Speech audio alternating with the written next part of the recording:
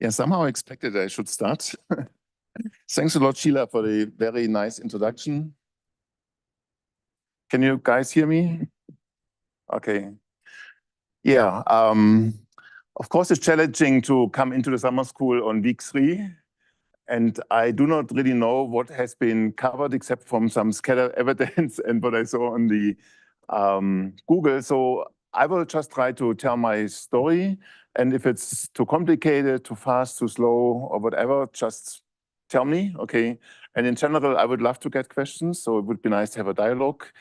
The way I actually designed my 3 lectures is that I want to go from basics to more advanced. And the sort of open-ended problem will basically to reproduce some of our results in a recent paper, which is not a simple paper. But the idea is that after listening to my 3 lectures, you should understand everything you need, hopefully, to do the open-ended problem. And the other problem, the concrete problem, I just to put together 3 exercises as we typically give them in classes at Heidelberg. They really are about the basics of continuum mechanics. Maybe you already covered it. I know that Lisa will talk about similar things, so let's play it by the ear. But I think that over the course of the week, we managed to come to the sort of high point, which would be active gel models for cell migration. But on the way there, we will talk a lot about cell adhesion in general, contractility, and so on. So let me start actually with this image, which is our signature image. So if you go to our website, which is here, right? This is what you see. And also I have been drawing this a long time ago. It still captures most aspects I found relevant for cell adhesion. So first thing you see is that a cell, which is typically round in solution, has to adapt to the environment. So if you give them a flat substrate, it will become flat. Okay, basically it will take on this fried egg morphology, if you wish. The nucleus sticks out, but the rest of the cell tries to get as much adhesion area as it's possible. So it will basically use all its membrane reservoirs to get a very good contact with the substrate. Then, of course, there will always be a gap. So the size of this gap is actually not that easy to measure, but a typical value would be 70 to 80 nanometer, and it varies with cell type and conditions. But it basically is an important aspect of the system because it keeps the cell from sticking to the substrate, okay? So the first thing the cell is not wanting to do is doesn't want to stick non-specifically, okay? This would be passive matter, but the cell is an active system, and it has many ways to actually keep a distance to the substrate. One of them is active membrane fluctuations, which Markus probably talked about. So in order to get a large gap, it uses a lot of membrane fluctuations, okay? So the typical amplitude of the membrane fluctuations is maybe 20 nanometers or so. So which means that it's actually not a line is going like this all the time, right? And then on this background of having a relatively large distance, the cell can decide what it really wants to stick to. And that's what we call specific adhesion. So there has to be ligands on the substrate, which it likes. And it has to use receptors, which can bind to it. And there are many receptors, many ligands in biology. This makes it a very complicated problem in the end. But typically, you have integrins here and collagen or fibronectin on the substrate. And then it wants to bind here, okay? And the first interesting observation is that it doesn't bind over the whole surface. It always binds in the small spots, which are called focal adhesions, okay? And I will discuss a little bit the idea why focal adhesions are reasonable, why the cell is doing this. I have a very clear understanding of this, but maybe I'm wrong, and we can discuss it. But I think there are very clear reasons why the cell has to do this, right? And so we will talk about these focal adhesions. Now, then these focal adhesions are the bridge to the inside. And in the inside, you have, of course, the actin cytoskeleton, which I'm sure you have heard a lot about. So it's an active polymer network. But it comes in many different forms, and there's 3 forms on the slide, okay? So the first form is the ectomyosin cortex, which goes runs around the whole cell. Why do we need it? Because the membrane is a very sensitive object, okay? It would immediately break if there was too much tension on it. We know the numbers, okay? The rupture tension of membranes is relatively low, so it has to be buffered from large forces. And the ectomyosin cortex is a way to actually protect the membrane. Also, it's in the inside, right? But it's still there to protect the membrane from getting too much forces. I mean, there's no way around the membrane. The membrane defines the cell. boundary, but then it needs to mechanically reinforce, and this is what the cortex is doing. Actually, image is already a little bit wrong in the sense that this cortex is not continuous down here, so it's continuous on the upper side, which is called the dorsal side, but here on the basal side, typically it actually is used up in these focal adhesions, so it's not as continuous as shown here.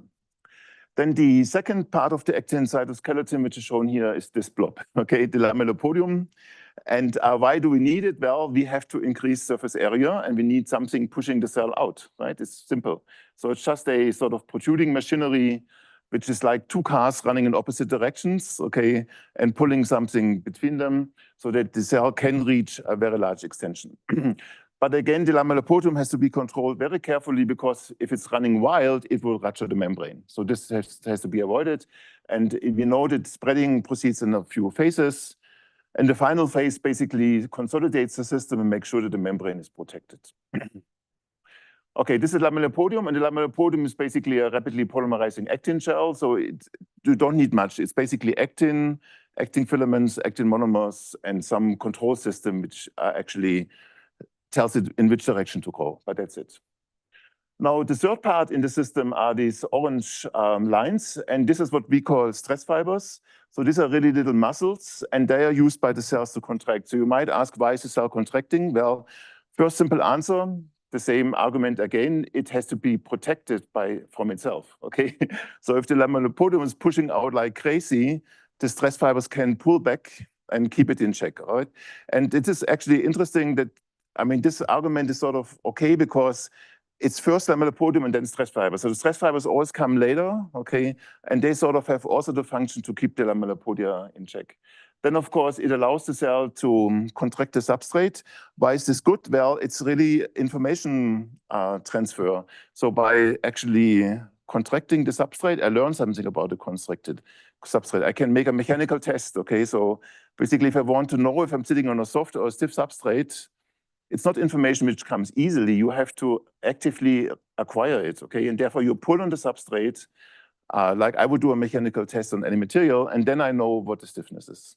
So this is a very important aspect. It's called mechanosensing, and the stress fibers are mechanosensitive organelles. And they tell the cell something about the environment.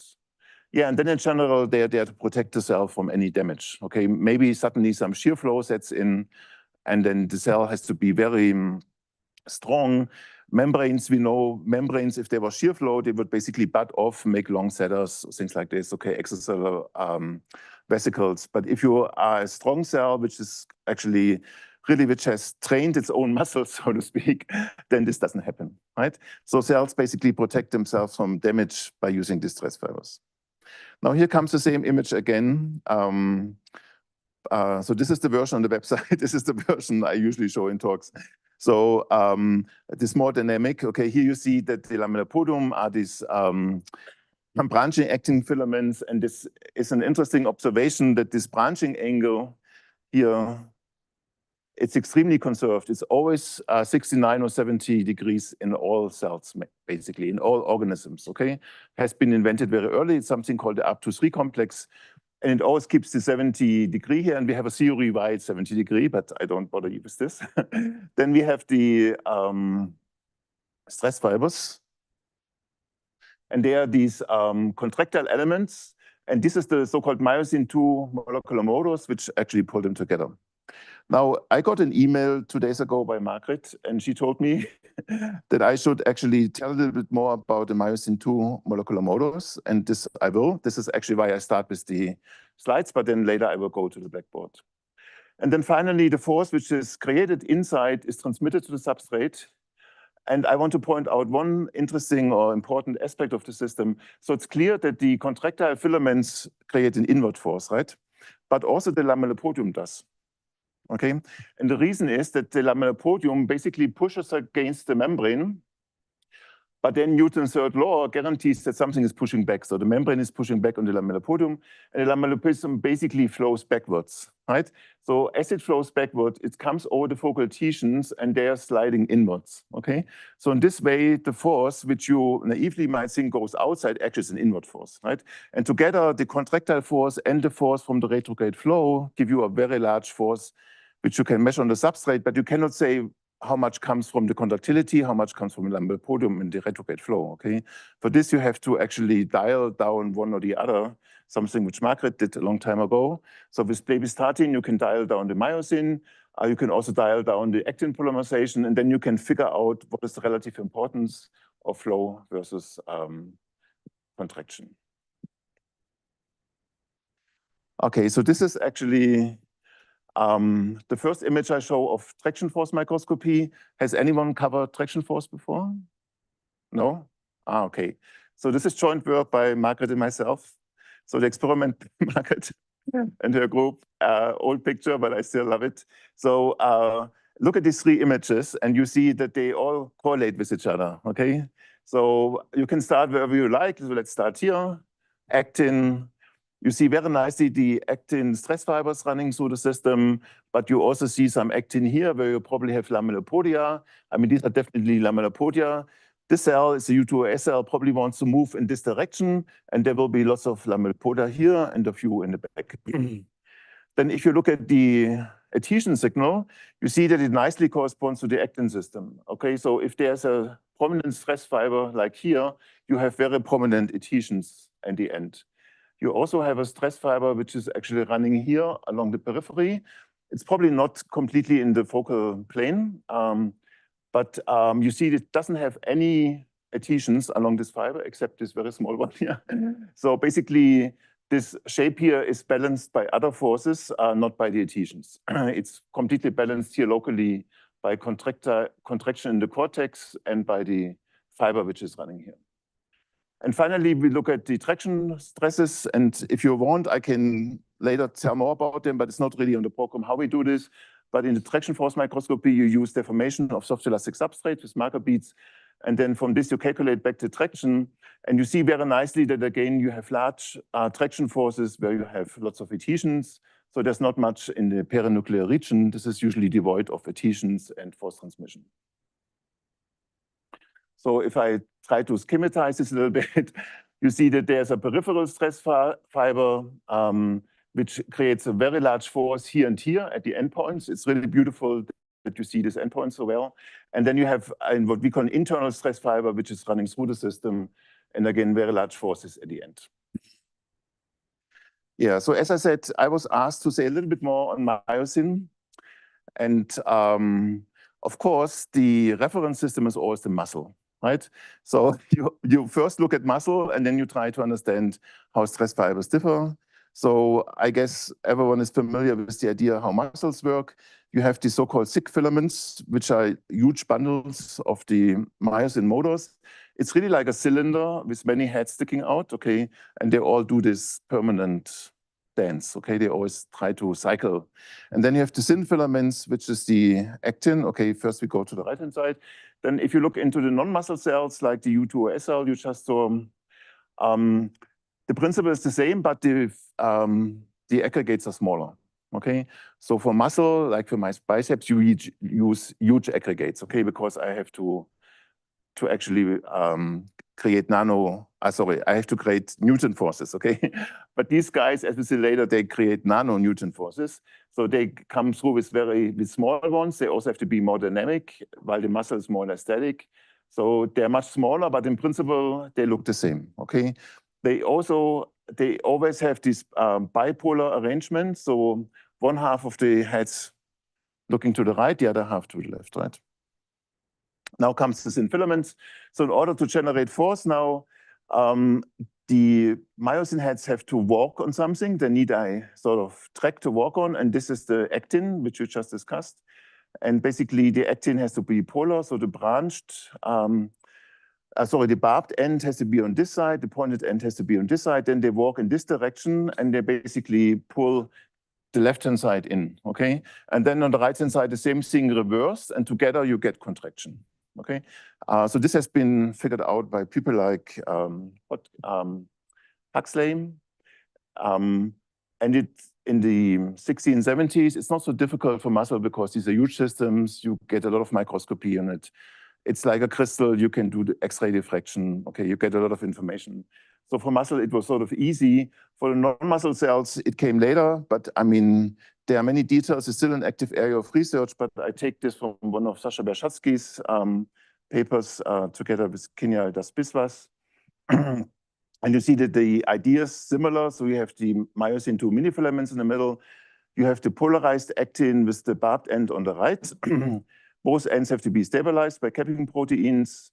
And then you need something at the side which keeps the system stable, like the C-band in muscle. You have regions of alpha-actinine on both sides. And this makes it a relatively stable system. Okay, but as I said, it's also extremely dynamic, okay, in contrast to muscle, which usually doesn't change much, except if you do exercise. This system comes and goes all the time. So here's a close-up on the molecular basis. This is the myosin 2 molecule. It's actually a dimer because you have two heavy chains which bind around each other in a so-called coil structure, which is pretty long, like 100 nanometer. You have the two heads and you have one tail. Now the head will be occupied by additional binding proteins like the regulatory light chain, and there will be a lot of phosphorylation here. But there's also a lot of phosphorylation in the back, which also determines how the system is behaving. Now, very importantly, for what I'm going to explain next, is that in this coiled coil domain, you have three so-called skip residues. Okay, so the coiled coil is an extremely stable system. It's basically like a bone. Okay, it's rigid. And if you want to bend it, you have to break the so-called heptate repeat in the coiled coil. And this is what the skip residues are doing. So by putting the skip residues there, you can actually bend it like a polymer with a hinge or a joint. Okay, and this has been overlooked for a long time in muscle. But it turns out that muscle is also doing it, okay? So in muscle, from time to time, the myosin is bending away from the main part of the system to save energy, okay? You always think, okay, muscle has enough energy and it's just running. But no, they obviously in evolution were forced to save energy by this so-called super relaxed state where they can bend away. And for the myosin, the non-muscle myosin, this is extremely important because it can bend on itself and it's doing it all the time. So basically by using the skip residues, which are some here around these bends, it can go into a coiled configuration. Okay, so basically it's coiling up and then it's not doing what it's supposed to do usually. It's not binding to actin anymore. It's not cycling, so it doesn't create force. And it's not assembling into filaments, okay? And why is it doing it? This is now not to save energy like in the muscle, okay? This is to be mobile within the cell, right? So if you have a small globular something, it can easily diffuse through the cell and go to another place and do something else there if demand arises, okay? So this is the reason why it's using the skip residues. It wants to be small, global, it wants to diffuse quickly, and then it wants to go to a place where it's needed, and then it would actually fold up, and then it would make the filaments. So this is how it works. So we have this sort of coiled up myosin. There's some signal like a phosphorylation in the neck, then it becomes straight, okay? And now many of these guys actually assemble into the myosin 2 mini filament. This is what I showed you before. This is how it looks in the muscle. In addition, it needs some bipolar actin around it, okay? And there's nice evidence, again, from Markets and Mike's group and who not, who showed that the myosin actually arranges the actin in such a way that it gets this bipolar arrangement, okay? The ones which point in the wrong direction are broken away, so to speak. And then in the end, you have a functional system where the myosin is bipolar, the actin is bipolar, and it can all work together. So this is how you should picture the myosin 2 mini filament. As I said, it's very similar to the SIG filament in muscle. This is just another cartoon of it. And over the last decades, there has been a lot of progress with super resolution microscopy, right? Because in the old days, it was all electron microscopy. And now we have super resolution microscopy, and you don't need a very fancy version of it, okay? You don't need STAT or MinFlux, which, by the way, come from Heidelberg, but partially, okay? But what is enough here is you need structured elimination microscopy, SIM.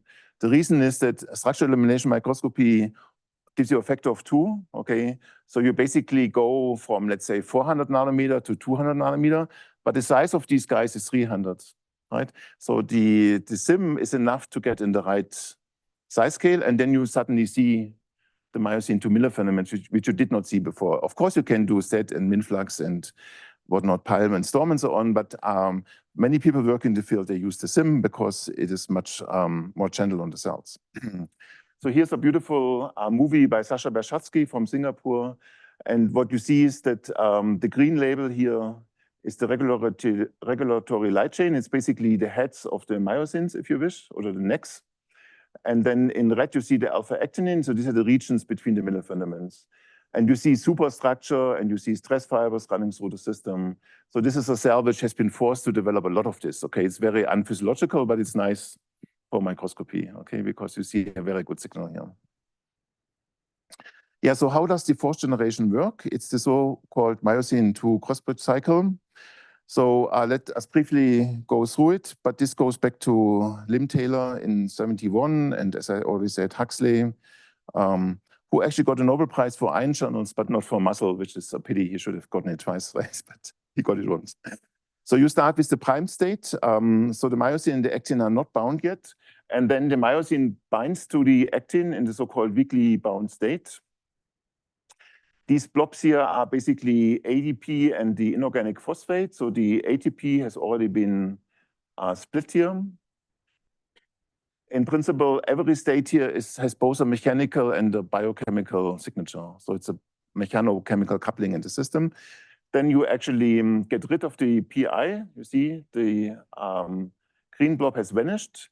And this is where you do the power stroke. Okay, so this is where you basically go this way. So the way the system works is a loaded spring. So if I say prime, you have loaded the spring, and then you remove a little obstacle and plop, it jumps to the other side. Okay, so this is the way it generates force. It's a very interesting question. Why did the system actually split this into two parts? Okay, it basically first loads the spring and then it relaxes it. It could do it in one step. And there are some people who claim that it's actually done in one step, but I think this is the right way to look at it. Okay, so it's a loaded spring, which is then actually released and actually can make a piconewton force, like 5 piconewton typically. Do you have a question? No, you try to recapitulate it. Very good. Very good. Okay, so this is the power stroke, and then you lose the ADP. So actually, I think experts would say there are two power strokes, a large one and a small one. Okay, so if you release the ADP, you have another movement in the system, and it appears that one of them is more mechanosensitive than the other. And then basically you reload ATP. But if you reload the ATP, this is now the red blob here, you go away from the filament. Okay, and I always explain this is the way dead bodies work. Okay, you know that if a person dies, he or she becomes very stiff. Reason is no ATP. If you don't bind ATP, you cannot get the myosin off the filament. Everything is highly cross-connected, and this is why you're stiff. Okay, so this is the decisive part to actually unbind and then go back into the cycle because you need a cycle. And if ATP is missing, this is not working, and it immediately tells you it's an active system. So the chemical potential difference between ATP, ADP, and PI has to be very large for this to work. So you need very high ATP concentration, very low ADP concentration, and then you would run through the cycle. And then you load the spring, it's called the recovery stroke, and then you go again. I also have this movie here, but I'm not sure if you guys need this. Shall I play it? Probably many of you have seen this before. This is the voice of Julie Theriault. If you know, anyway, this is from the Alberts, and what you see is very nicely this coupling between mechanics and biochemistry. Okay, so each step is basically a mechanical step. You move something around, okay, and it's a biochemical step because you hydrolyze ATP, you release, and so on. And you see that very nicely how the actin looks like. Today you can see this in cryo-EM very well. You see the two myosin heads. One is binding. Okay, maybe we should speed this up. And then it's actually doing the power stroke. So let's wait for the power stroke. PI goes out. Now it's the power stroke. The upper part is moving forward, or the lower part is moving backwards, as you wish. And then you have to reload with ATP, and then you can go off. And it's believed that in the myosin 2 minifilaments, the two heads are not coordinated. Okay, there's no reason for this because you have so many, and even more so in the muscle, there doesn't need to be a big coordination. That would be different for processive motor. When you walk hand over hand, you really have to synchronize the two heads. But for the muscle or the stress fibers, it's not really needed. So I haven't seen any evidence for synchronization here. Okay, so this is how myosin works.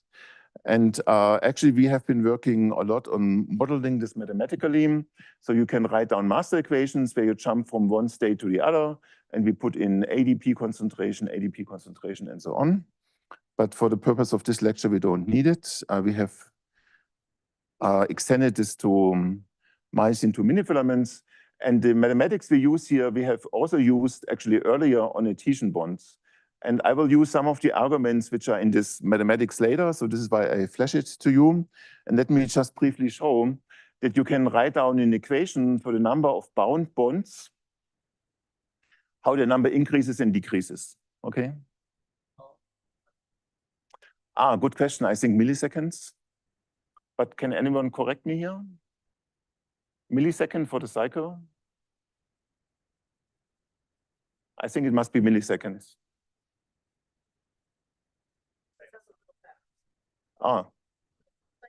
Yeah.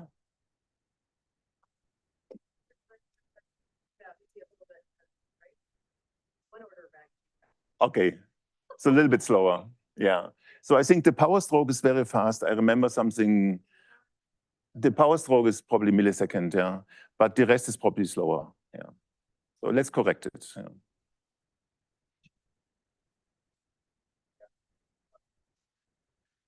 Probably the repriming, I guess. But I'm not sure. I can look it up. I have all the numbers, so yeah. Okay, so this equation, I just flashed it because I put it as one of the homework problems. And maybe I can explain later what you should do in this exercise. But I come to this on the blackboard anyway, so let's do it later. This will be one of the exercises. Okay, so I have done my duty, and as Margaret asked me to do, I talked about myosin 2. Now you all know where the forces are coming from, okay? And now we go to a higher level of theory. We will just assume that there's some system which creates forces, okay? And we call this active stress. And we sort of average over relatively large regions, let's say 100 nanometer or so. And we look at this in a coarse-grained manner. And then we come up with models for cells which look like this. So this is our signature cartoon of a cell on a substrate. But now we have some elements. So we have some mechanical chain here, which is actually a Maxwell chain. Then we have some adhesions to the substrate. We create forces by these little elements here. And in the end, we will see some forces on the substrate, either by sliding or by extension. And the idea is that we work our way towards these kind of models. And this is one of our more recent papers, which I put as one of the exercises. Okay, but don't worry, this will come at the very end. Now we start with the basics. Okay, so I now would actually switch to the blackboard and start with some very simple ideas and some scales. So any more questions on this part? Fourth generation, myosin, where does active stress come from?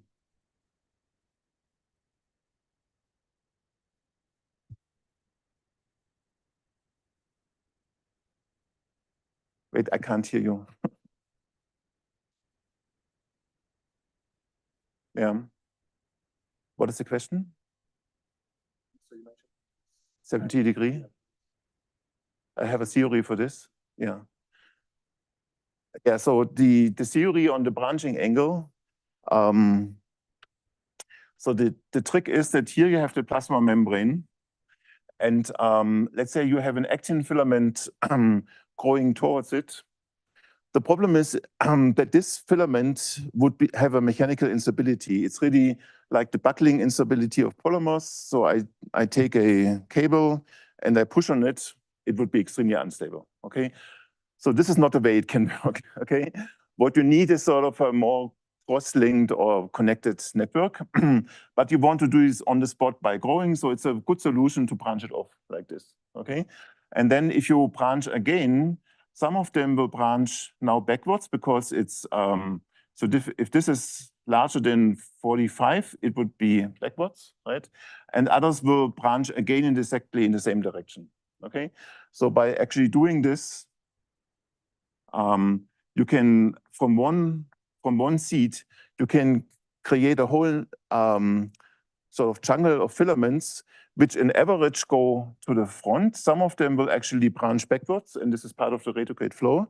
But those which go in the front, they basically cover more than one angle, and they are more stable if you now push on this, okay? And then you have another branch here, another branch here. So you have these trees which are intercalated, and together they give it some mechanical stability.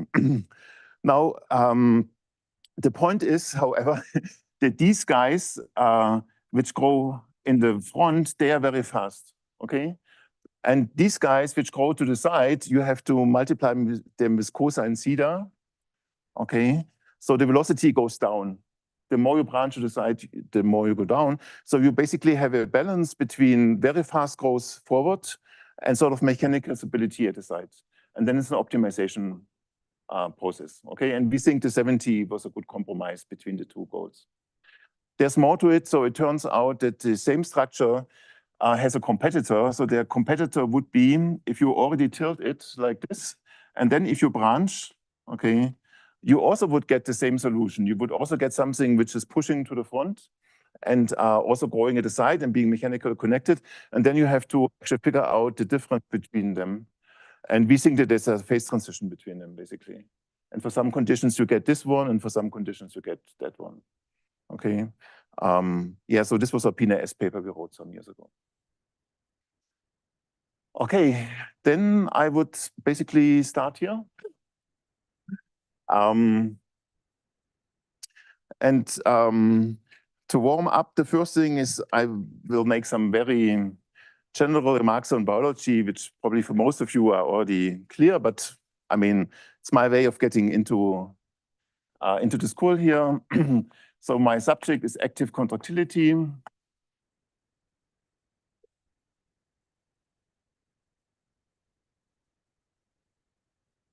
And let's say, and mechanics of cells. And as I said already, we will do this in a very coarse-grained manner. And our main concept will be continuum mechanics.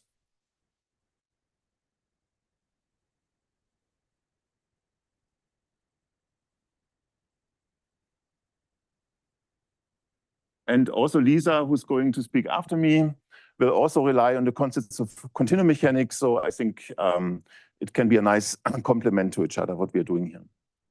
So the first thing I want to say is that biology always works at very high temperature.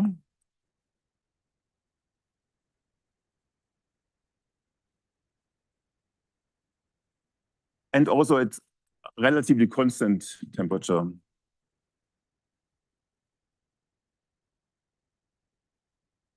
So actually recently, we started to have a project on temperature, and it's really interesting, okay? You get a lot of interesting effects if you change temperature, and the biochemists know a lot about this. But for most of what we're doing, we assume temperature is constant, right? So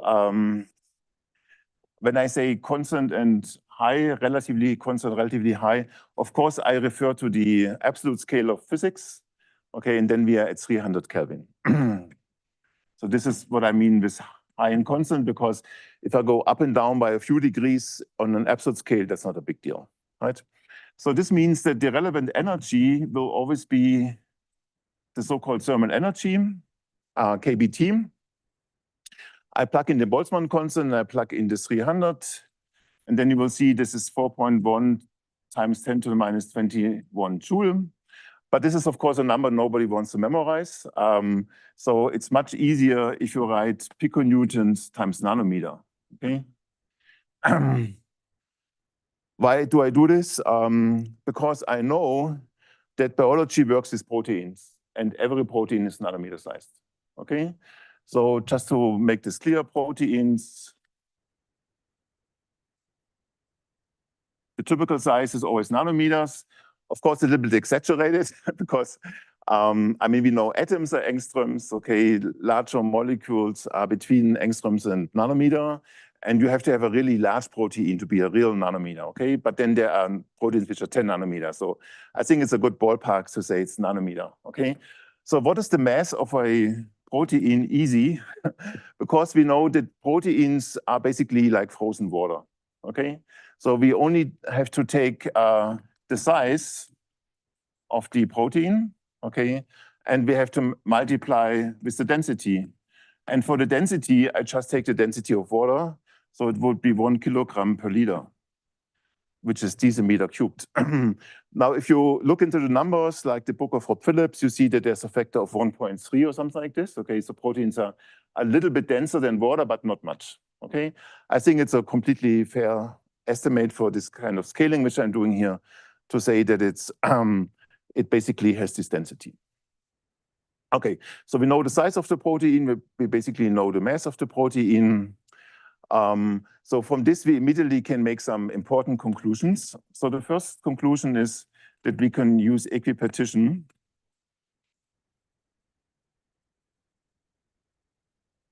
So equipartition comes from statistical physics, and it tells you that the kinetic energy in average should be kBt over 2 in a one-dimensional harmonic system, okay? And kinetic energy is harmonic because it's p squared over 2 over m. So if you put in the numbers, so you put in kBt, which I just gave you here, okay? The piconewton times nanometer.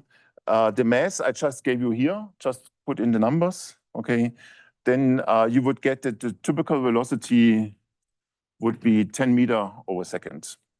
So what does it tell me? It tells me that what I already said, proteins are under, I have a lot of kinetic energy, okay?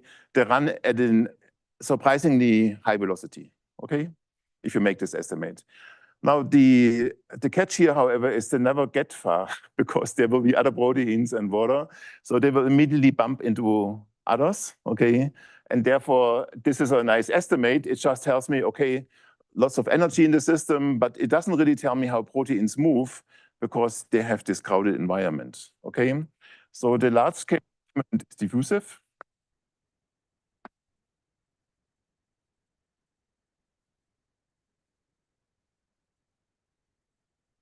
So they might run with a very high velocity for a short moment, like a picosecond or so, but then they actually run into another protein. They're deflected off, okay, go into another direction. And then this velocity doesn't count so much, okay? What really counts is how far do they get in average in this diffusive mode. And this is described by a diffusion constant, okay?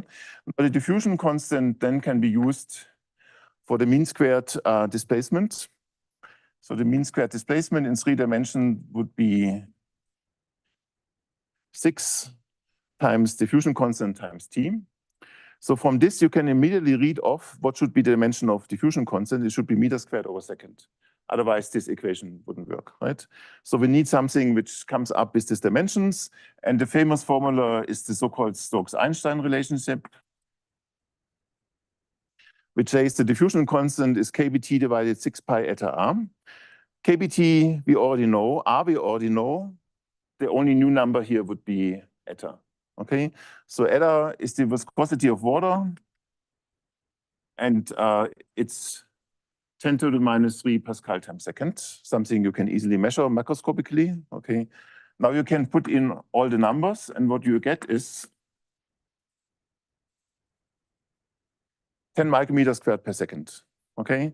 And this is a surprisingly good number. I mean, if you look at sort of list of diffusion constant, it's always around this number, okay? I can advertise a recent paper by Viktor Suchik and Ramin Golestanian in eLife, where they went through each and every molecule in a E. coli bacterial cell, okay?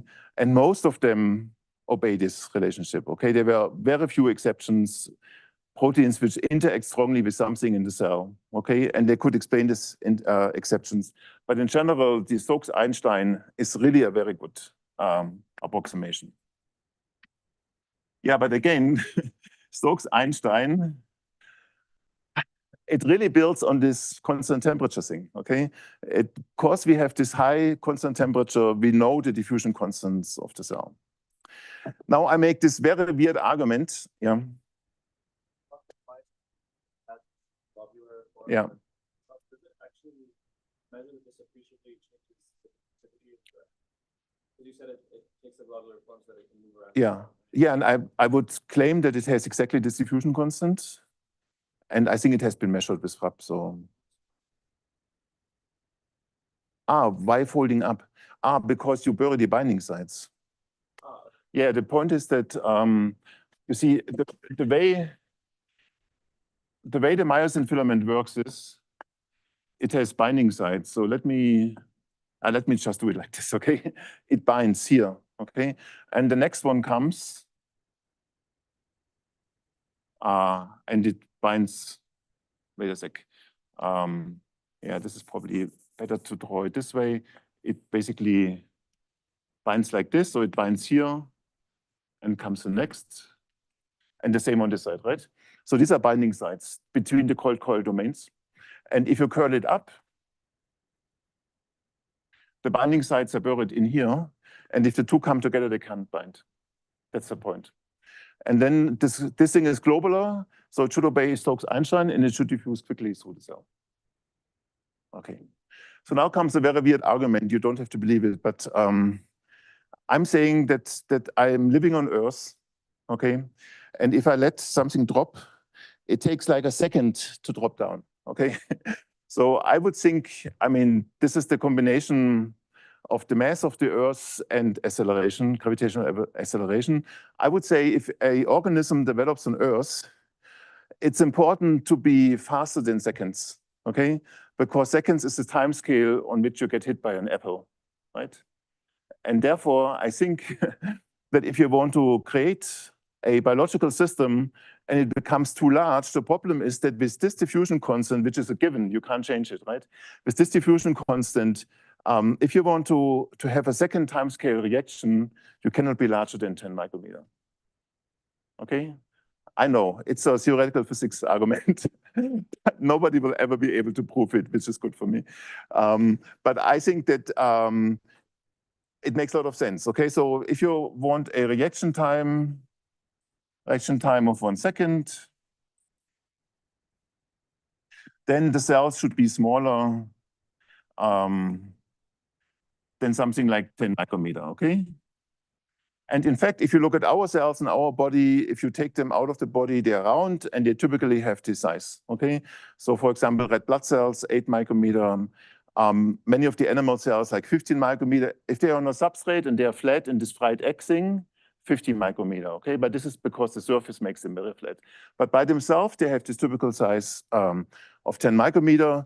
Bacteria between 1 and 5, okay? So I think that this is an important aspect of the system, that if you're too large, you actually lose the probability that things get transmitted from one side to the other, okay? And then you need other mechanisms. I mean, there are large cells, okay? There are fungi which grow to kilometer sizes, but they are multinucleated, so they have a nucleus here, a nucleus there. They have lots of filaments, active transport processes, and so on. But if you want to have a small cell which has only diffusion in it, it cannot be too large, okay? This is my argument. So I think this Stokes-Einstein is central to how life has developed on Earth. By the way, there's also this one of my favorite arguments here.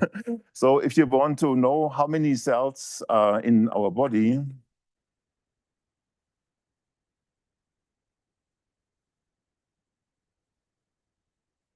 yeah, I have to admit that I like this sort of number games here. This easiest estimate you could now do, you take a typical size of the body, you divide it by the typical size of a cell, and you cube it, okay?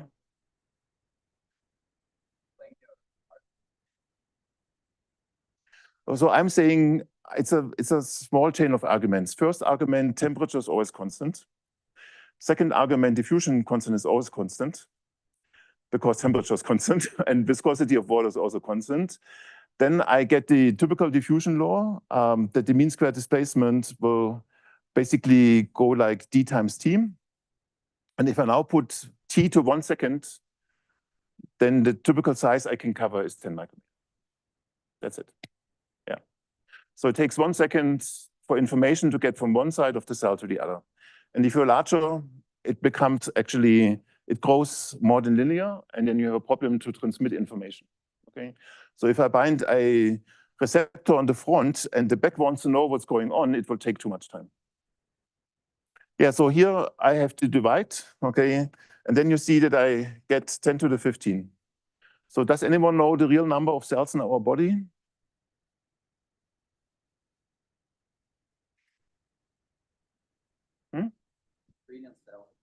Yeah, so in powers of 10.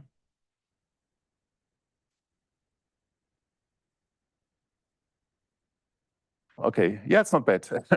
So I say it's a debated question. I call it true number, but it's not really true because everybody has different numbers, okay? And it's a census, so Ron Milo and Rob Phillips, they went through all the literature. They looked at all the organs in our body, they added it up, okay? Each organ is different, so this argument is bogus, right? But I mean, they did it and they got 3 times 10 to the 13, okay? So I think it's not bad, okay?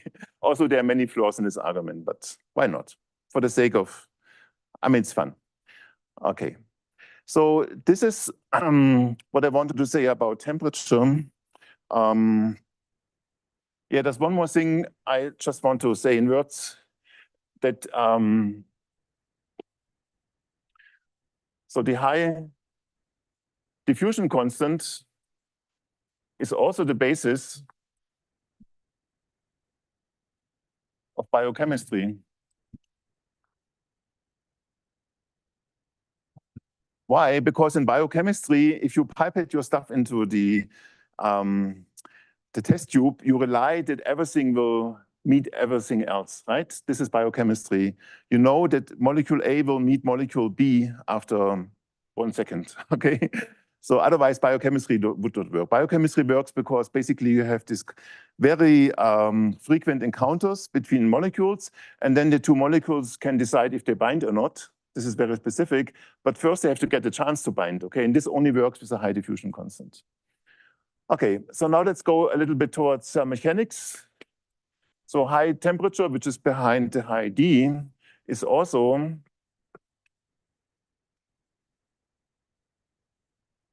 the main determinant of cell mechanics. So let's talk a little bit about elastic moduli. And I'm sure that you have seen things like this before, but as I said, I'm new to the school and I go from bottom up. So I'm sure that you have heard it. So let me quickly give you my version of this. So as I said earlier, if a cell wants to find out about the mechanics of its environment, it has to do a mechanical test on the environment, right? You remember what I said? So stress fibers pinching the environment. So if it comes to mechanics, we have to have numbers which tell me how stiff or how soft the environment is. So I have to do a mechanical test. So what I typically do is I take some material like rubber and I cut out a little piece and I put it under a mechanical test. So I'm pulling on it with forces. Actually, it's only one force. So let's say I glue this to the bottom and I pull here with a force, but due to action equals reaction, there would be the same force on the other side. So it's also force couple, okay, but it would be only one force needed, really. Okay, now the first thing you realize is that if I do this test, and if I attach my force at a point, I would only actually pull out a little hump out of the material. Doesn't make sense, okay? So what I really have to do is I have to have a whole surface and I have to load it equally over the surface. So what I need to do is I have to put in an area, let's call it this cross-sectional area A, and I have to distribute the force over this area, and only this is a meaningful input to the system, okay? Then it's a real loading test. And this quantity is our central quantity. We call it the stress. And what is the physical dimension of stress?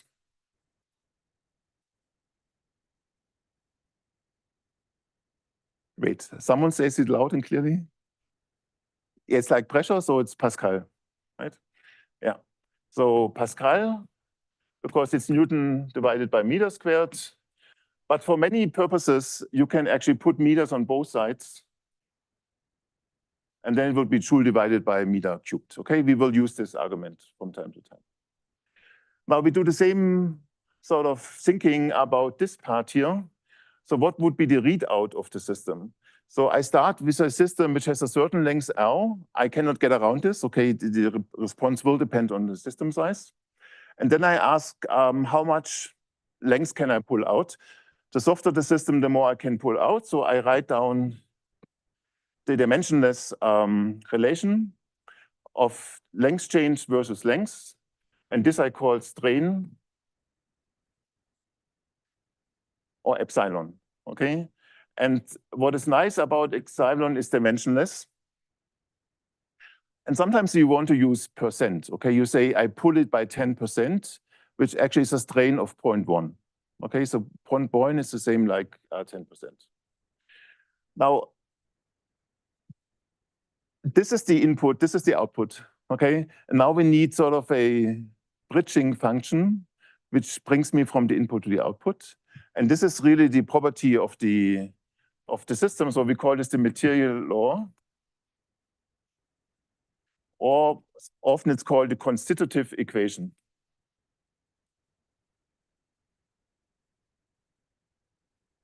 So in general, the constitutive equation would tell me that epsilon is a function of sigma, okay? And it could be any shape. So in principle, I could now have anything, okay? So maybe I'm first stretching, and then the higher the force comes, something breaks. So it basically goes back in some way, or it pulls back and whatever, and then things can happen, okay? So in polymer physics, you get all kinds of weird curves for this. But for the purpose here of our lecture, we make it as simple as possible. So we take the linear approximation. And the linear approximation should be E times E, epsilon. Okay, so we basically assume that this starts off linear, and the slope is this new number here. No, wait, what did I do? Sorry, I have to go back. Sorry. I wanted to write it the other way around. It doesn't matter, okay? So, yeah, I wanted to write stress as a function of strain. Okay. So now this new quantity here, this must be an elastic constant. Oops. And it's called the Young's modulus, after some French physicist or engineer of the 19th century. And what would be the physical dimension? Say it again. Yeah, the same as stress, so it will be Pascal. And we can actually now try to get at it without measuring it by going with a dimensional analysis, okay? So the idea is, if we had only one energy scale,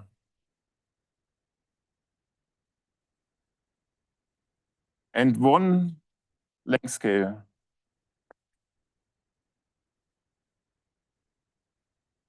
if this was true, which is of course not true usually, but if it was that simple, only one energy scale, only one length scale, then the only way the Young's modulus could look like would be this, okay?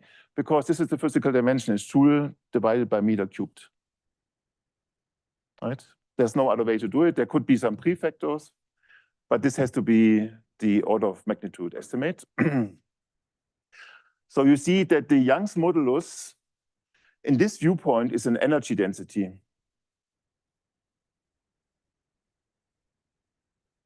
Okay, so it's basically energy stored in some unit cell of the system. Okay, and now we go back to the beginning. We ask, what are the energy scales I have? Okay, and my argument is it's all dominated by KBT. So I put KBT. Of course, now I don't really know what which length scale to use. I usually do this calculation backward. I know what I want to get, and then I back out the length scale.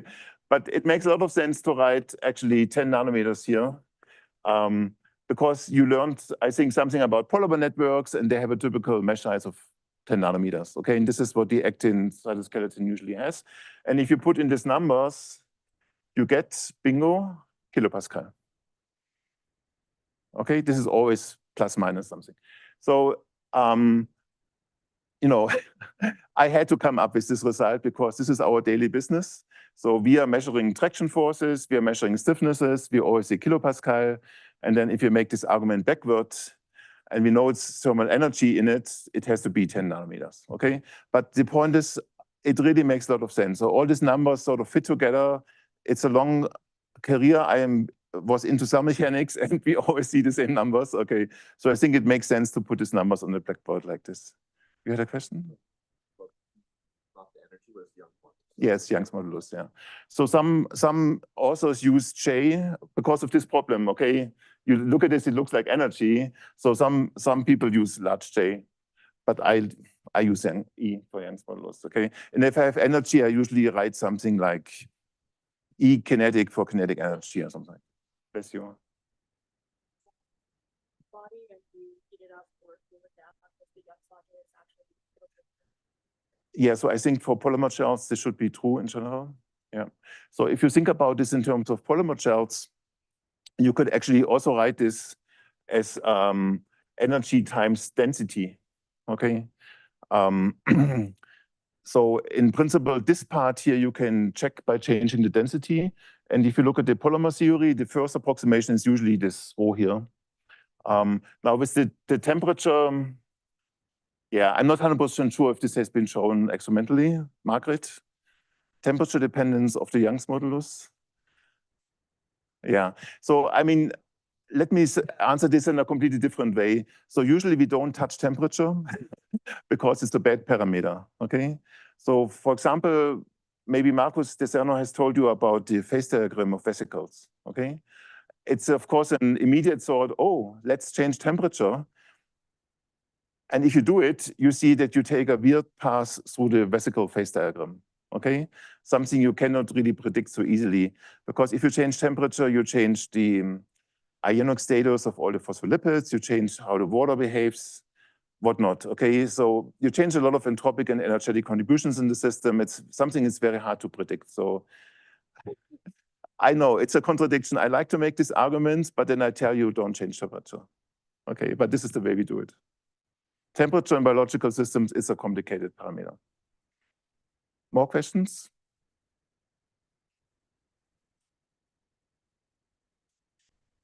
Yeah. Yeah. Exactly.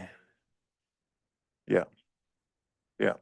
And it should be nonlinear. It should be nonlinear in temperature. Yeah, so Mike is, yes, I agree. So this is a very simple argument, okay? And we do have some projects on temperature, and there we use the Arrhenius law all the time, okay? So the Arrhenius law tells you that basically every reaction constant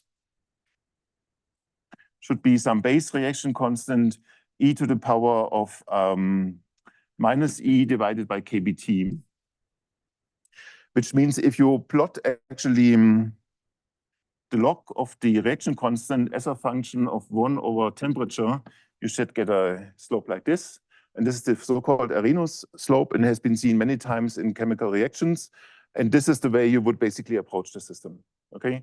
But then I need a microscopic theory with reaction rates. And this I don't have here, so that's why I put kBt. Julia?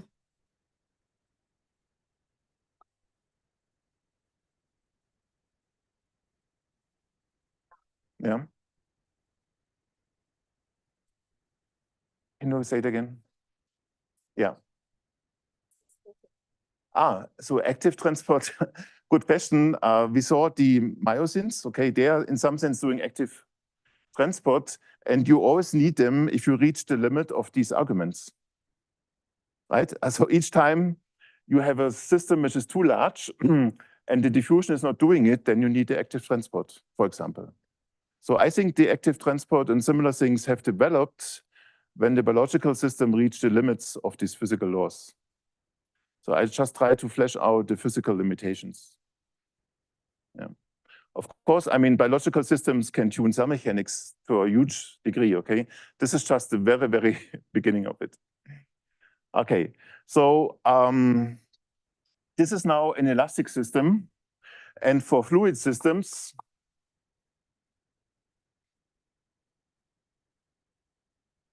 For fluid systems, this would not work really, because this delta L I'm writing, okay, this assumes that I always know where I started from. But for fluid systems, there is no reference state anymore. I mean, this thing just changes and there's no reference. So I can't do it this way. Yet what I can do is I can look at the dynamics. And what I can write as the simplest possible law would be that the stress should be proportional to the strain rate. Okay, this is the simplest idea I could have for fluid, and this is called the Newtonian fluid. So let me see. The idea here is that the stresses are still valid concepts. Forces per area, they also work in fluids. Okay, but the strain doesn't work anymore. Yet the strain rate will work. Okay, so if I do this, I see I get a new material parameter, which is basically the constant of proportionality between stress and strain rates. Okay, and this has to be Pascal times seconds. Okay, because I have to balance the time derivative here. And I already wrote a number for water. It was the 10 to the minus 3. This was the number for water. Okay. Now, if you have now these two concepts, okay, you have the viscosity and you have the Young's modulus, and you take the ratio of those, you see that you get a time. Okay, because the Pascal drops out and you have the seconds left. And this is called the relaxation time.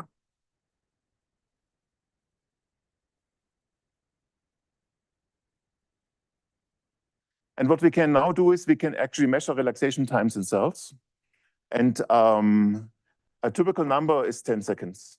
Okay, so what you typically do is you cut the cell. So you come with a femtosecond laser cutter, you open a little hole somewhere, okay, and this quickly grows. And you ask, how long does it take for this hole to open completely until it stops? And this is the relaxation time of the system. So it's basically a measure of the pre-stress in the system. So this has been done by people like Stefan Grill from Dresden. And you get typical numbers like 10 seconds for the cortex, for example. Okay.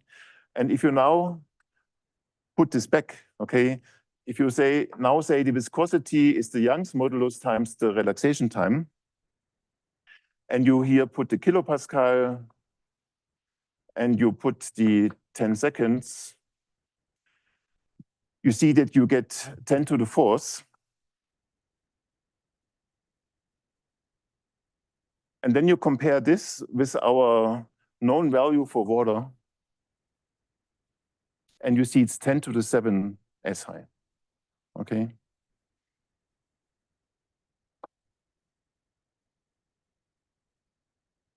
Wow, this is amazing. Okay, so cells are extremely viscous, and that's true, right? So if you take a cell and you try to suck it in a micropipette, it will take ages. I mean, ages means minutes, okay? But it takes a long time, and the reason is that they're highly viscous. It's only true on the level of whole cell, okay? If you go to a smaller scale, you take a protein and you drag it through solution, you will see the viscosity of water, okay? And the crossover will be, no surprise, somehow at this 10 nanometer, 100 nanometer scale where the cytoskeletal networks come in, okay? But if you look at the system on the large scale, well above the mesh size of the cytoskeleton, then you will see this viscosity, which is extremely high. And this also tells you immediately that in my field of research, cell adhesion, cell mechanics, things are really slow. Okay, so if you make experiments, if Margaret must do experiments, it's basically often overnight experiments. You have to be patient. You have to sit at the microscope because cell migration is a slow process. Okay, it's a micrometer per minute or something like this. And one of the reasons is it's very slowly flowing. Talk about the range of viscosity that we see in the cell because different parts of the cell that relaxation time. Yeah. Yeah, I'm not talking about this. It's too complicated. I think basically this would be more polymer physics, right? But it's a very good question because you get very different results if you do different measurement techniques, okay? And there's a guy in Johns Hopkins, Dennis Wirtz, he tried to put together all the numbers in one Nature Materials paper. So he basically wrote to everyone in the world doing cell mechanics. And one lab was doing AFM experiments, the other one was doing shear flow experiments, the third one was doing micropipette aspiration and so on, okay? And the values differed a lot, okay? But I really envy him for his bravery. I mean, he really put all the numbers in one paper and published it. And if you look up the paper, you are a little bit, you don't really know what to take from there because, I mean, it basically gives this large range of numbers. And you understand that each technique comes with a different number and you wonder how this all fits together. So what is your take on this, guys? No, the question, how comparable are the different methods in cell mechanics? For measuring And viscosities. You see, this answers your question. That's why we don't talk about it. I was actually talking about the methods, the cytoplasm would be different. Yeah. I don't know. I don't have an overview. Yeah. Good question. I think so, yeah. I've seen it many times. 5 orders of magnitude is for like a cell, so different components of a cell. And my Seven orders, you mean? Yeah. 7 orders. 7, 10 to the 7. Yeah. No, the say like difference in measurement. His 5, yeah. Yeah. Yeah. They're different parts of the cell, but even similar methods. I mean, even like large scale methods, stretching the cell or whatever, those can yield pretty. It's not just because of the difference in organelles. Yeah. So then my question would be like, if you go to the tissue level, we would expect like at least relaxation time bigger than the characteristic time. Very good question. I think Lisa was going to talk about this.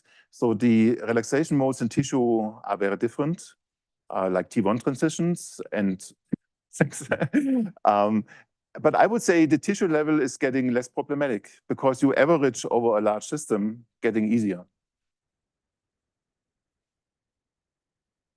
Yeah. I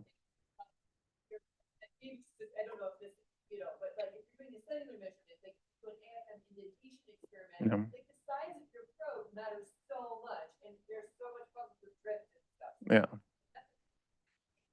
Although at the tissue scale, you have different set of problems. Like you're averaging over like often hundreds of microns in order to get an estimate, and so actually the different methods that are available at the tissue scale.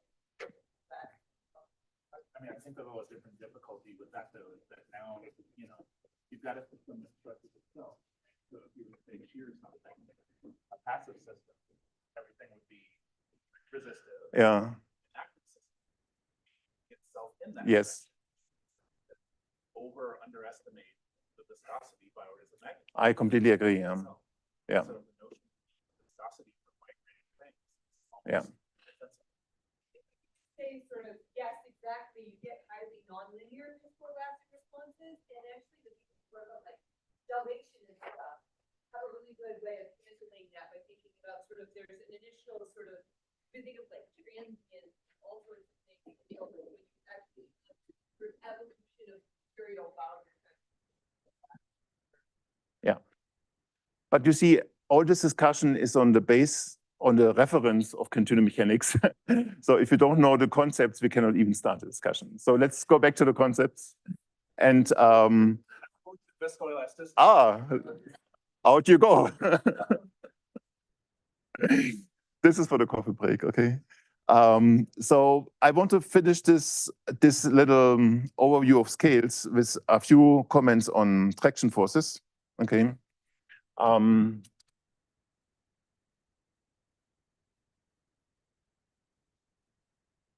Because I said earlier that we, in cell adhesion in the microscopy, we all see these focal adhesions, okay? And we wonder where they come from. So the first thing we realize is that single bonds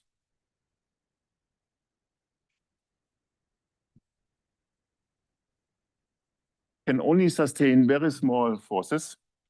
The reason is that for single bonds, we are back to the nanometer scale, and we have thermal energy as a typical energy scale, so it has to be piconewton forces.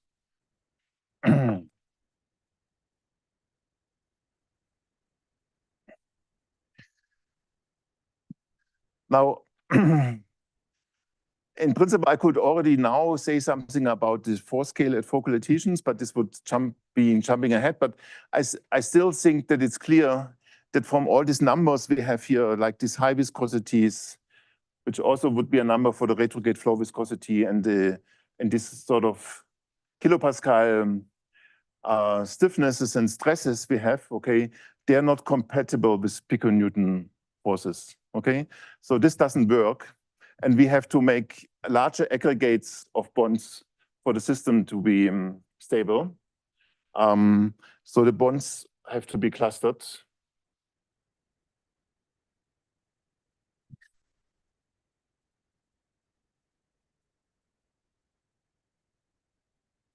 So the picture we have in mind is that we have basically the cell or the plasma membrane on top.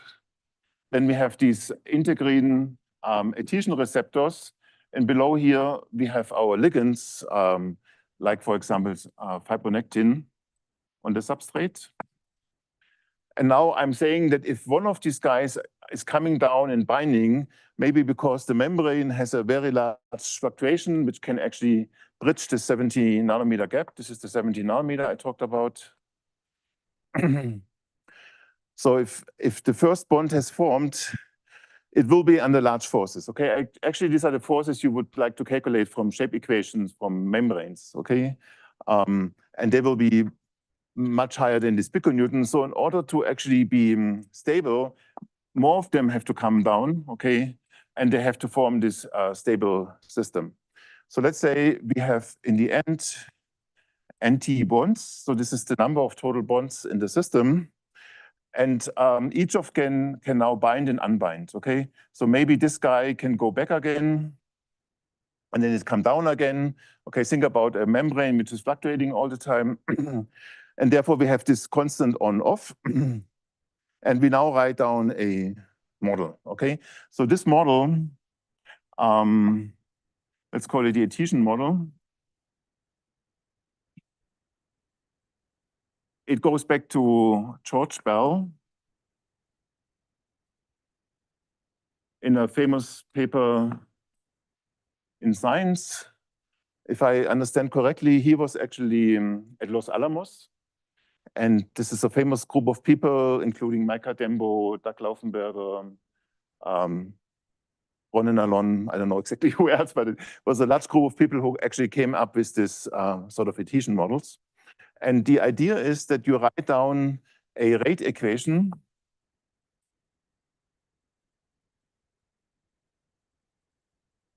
for the number of closed bonds. And this number we call N of T.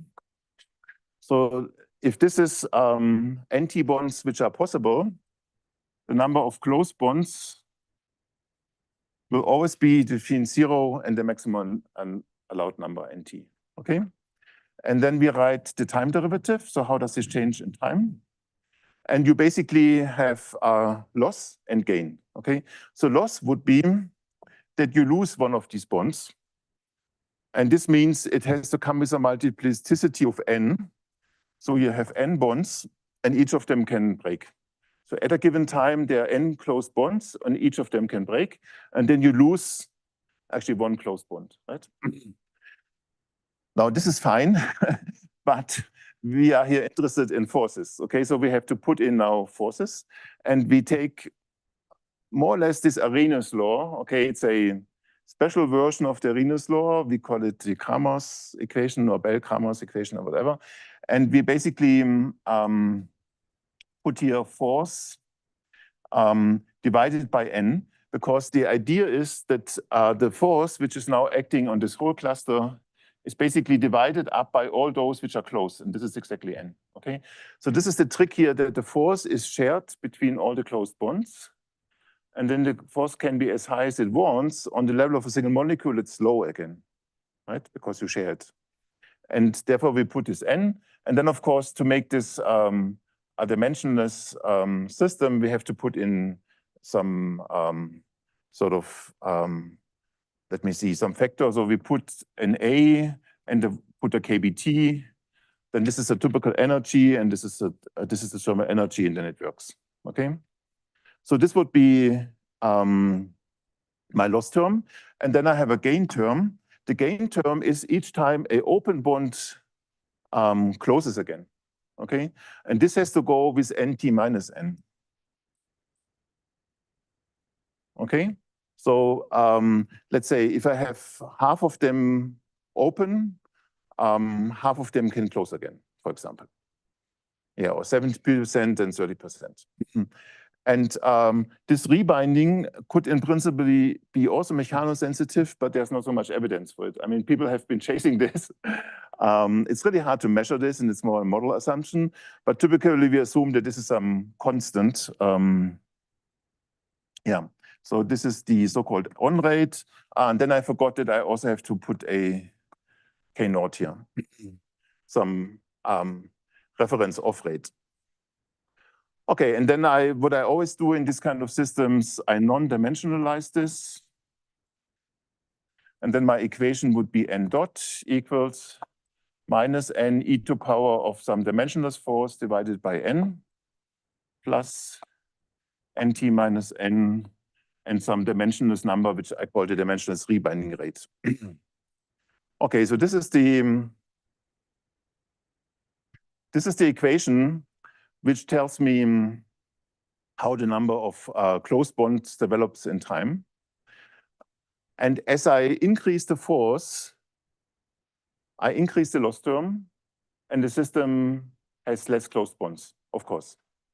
Question? Yeah. No, but it would be the myosin motors in the end. Yeah, it's just that I focus on the focal adhesion, and the myosin motors, they're basically here. So this is the actin, which is here, and then these are the myosin motors. They basically pull here. Yeah. Okay, I come to this. Yeah. But it can go from very small numbers if the adhesion starts, then you have a nucleation problem, to, I mean, up to 10,000. But this is already a lot. A typical number is 1,000, 100 to 1,000. Yeah.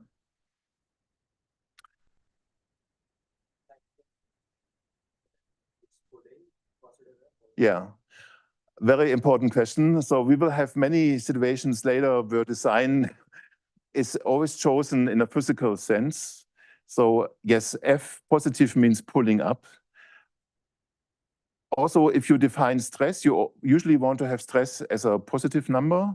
Okay, and this means that the stress should always be to the outer normal. But there are situations where you have the inner normal, then it would be negative. So it depends. If you have contraction, you get negative stresses. But design is important, okay? And design is always a convention in some sense. So you always have to go back to the beginning of the model to see how we defined it. Yeah, this is one of the exercises. I think I posted this as exercise 3, and you should look at this. And the important result here is that stability is lost.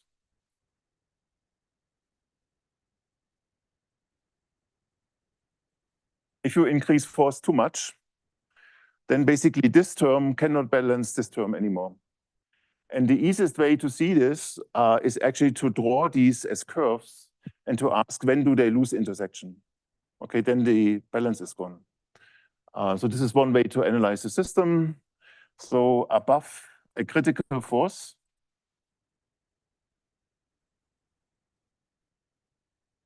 and this critical force goes like NT. So it's linear in the cluster size. And then comes a very strange function. It's called P log, and then gamma divided by E. And the exercise for you is to calculate this, okay? And P log is the so-called product logarithm.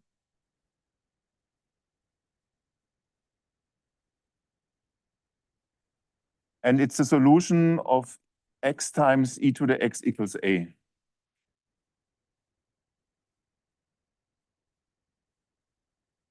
Yeah, so when I first was running across this, I thought, can't be, okay, why is this the first time I hear about this? It looks like a simple equation, but it doesn't have a simple solution, right? And it's also called the Gilbert W function or something like this. So you see also Gilbert W somewhere. But you need to know that this is just a definition of this solution, right? It's a non-transcendent equation. Okay, so what does it mean for us? It means that if you want to scale up the system such that single piconewton forces can be joined together to form something large, we basically have to go linear in the system size, okay? The full story is a little bit more complicated because it's a theory thing, but just looking at the threshold is not enough, right? Because the threshold is only sort of the first order feature of the system, okay?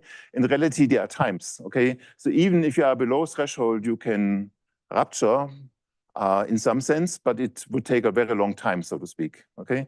And then you see that there are more details, but it doesn't matter. I mean, for first understanding, it's fine as it is. So basically, it's a simple result, just increase linearly, okay? So this means if I now take NT equals 1,000 bonds,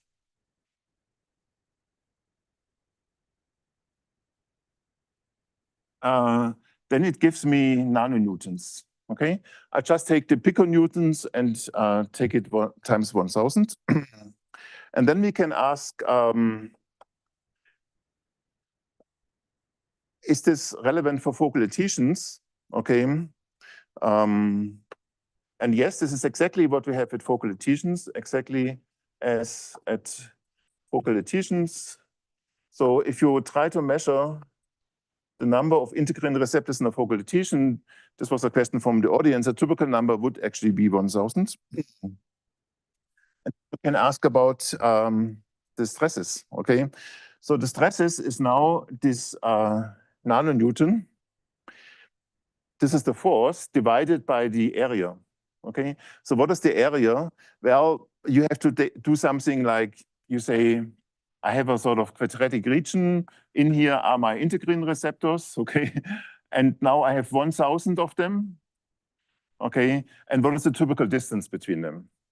And integrins are huge proteins, okay? So typical distance is 10 to 30 nanometer. Margaret is nodding, good. Which means that if you distribute the 1,000 with 30 nanometer, something like this, you would get a micrometer spared as a typical area, okay? And if you put now the numbers in, surprise, surprise, it's kilopascal. I did it all on the airplane.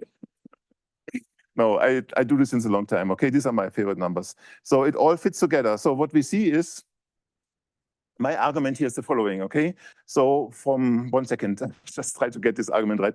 So the first thing is that cells have this extracellular matrix. These are polymer shells, okay? And to a first approximation, they are thermal systems with an Young's modulus KBT divided by mesh size cubed, okay? And this was my argument that this gives me kilopascal stiffnesses, okay? Now a cell is coming and wants to pull on this. So the cell has to achieve a sizable deformation. It means it has to get a strain of order of 0.1 to 1 or something like this, okay? And then from our simple definition of the Young's modulus, it means stress has to be like Young's modulus, same dimension. It's basically linear, okay? So I need a stress which goes in the region of kilopascal, okay? And here I see that I have to pull together 1,000 molecules. Each of them can sustain only piconewtons to get to the nanonewtons. And then it has a typical size of micrometer squared. And then I'm exactly in the right ballpark. Okay, now everything fits together. Now the force exerted by the cell, or better the stress exerted by the cell, is exactly the force you need to get a sizable deformation in the matrix. And then it's a good mechanical test, okay? Good mechanical test means you need to see some deformation. And it has to be larger than molecules, otherwise it's not something the cell can measure. I think there was a question, yeah.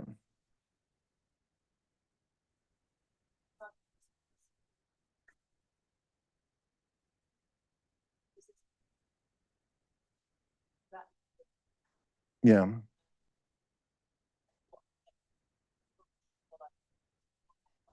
Yeah, completely agreed. Okay, this is just a very rough picture. Yeah, the question was how general this number piconewtons is and how much it depends on details.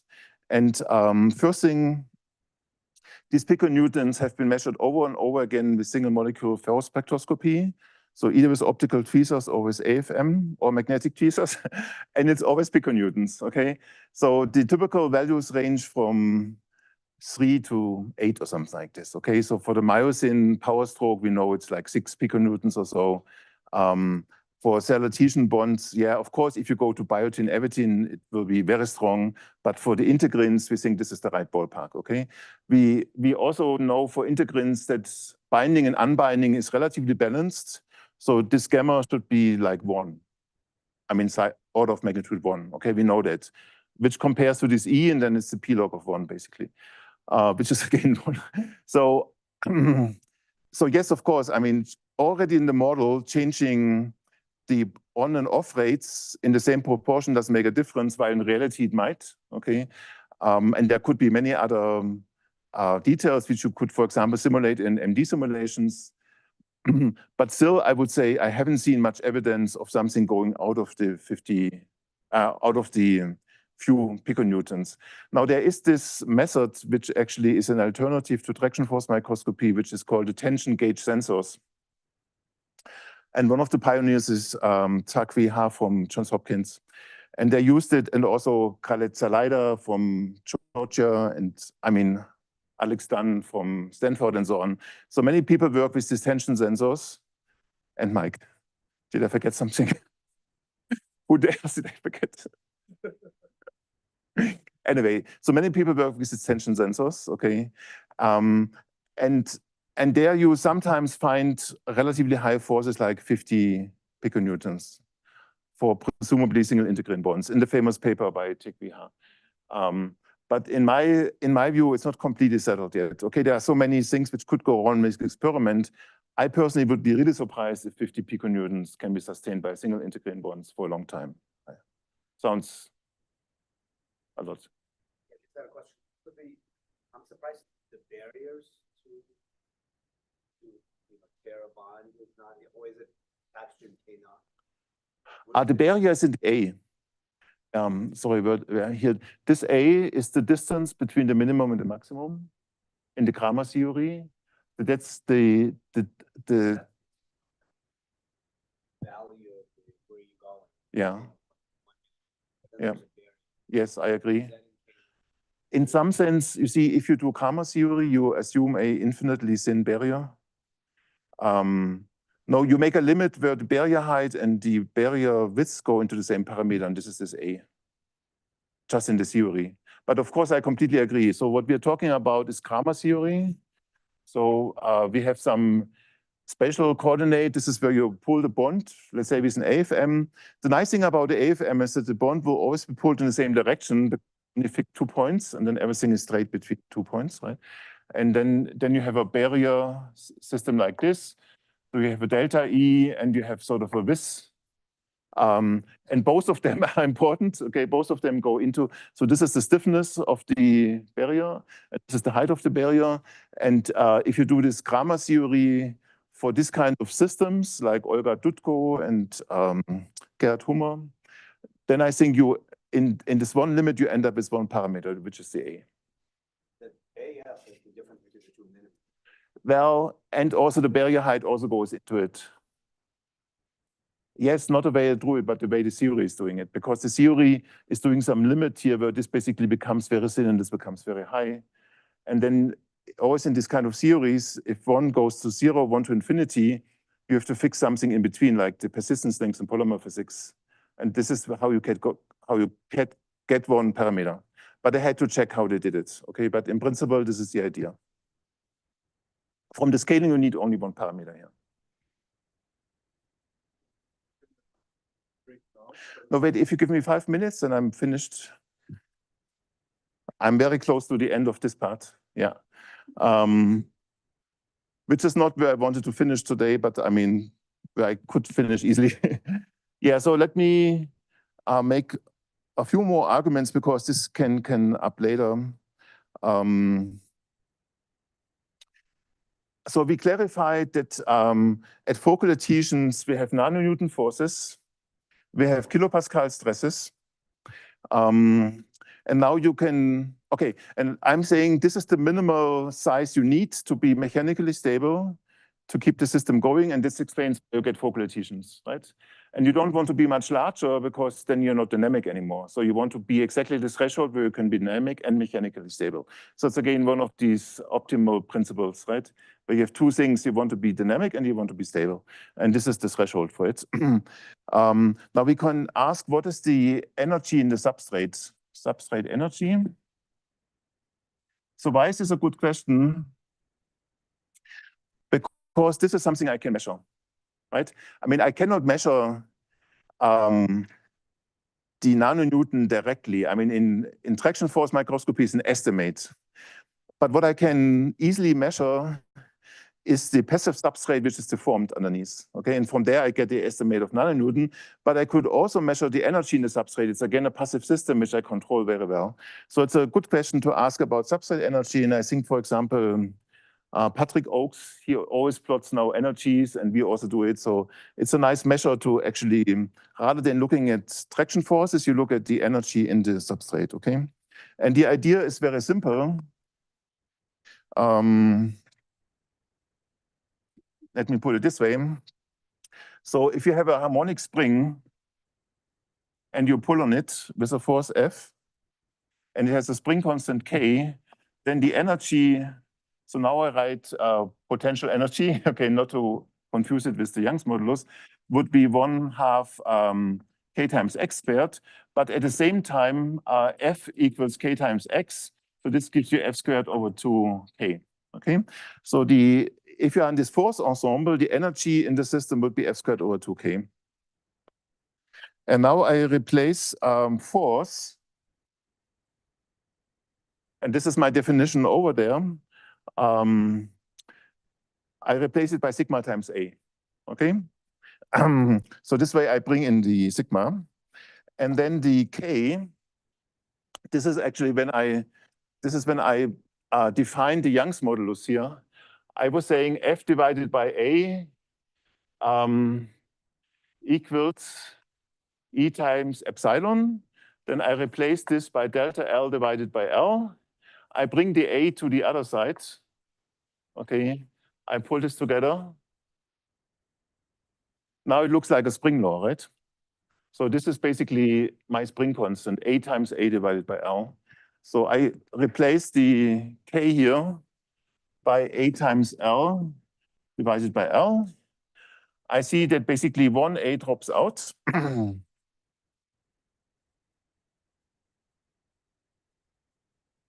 And I get this. So I put in the kilopascal stresses, I put in the micrometer squared, and for this L, I also put in micrometer. That's a little bit difficult, okay, but it's the typical size of a focal adhesion. So I need this additional length, okay? You could also interpret it as the thickness of the focal adhesion. So if I put in micrometer here, if I put in micrometer squared and the kilopascal, then I should get an estimate for the energy which is invested into the substrate at a single focal adhesion, and the number is femtojoule, okay? 10 to the minus 12 joule. It's a small number. And now if I say that basically I have like 10,000 focal adhesions in one cell, this is a lot, okay? It's an overestimate. But let's say a focal adhesion has 1,000 molecules, and then I have maybe 1,000 more of those. Okay, maybe it's a few hundred.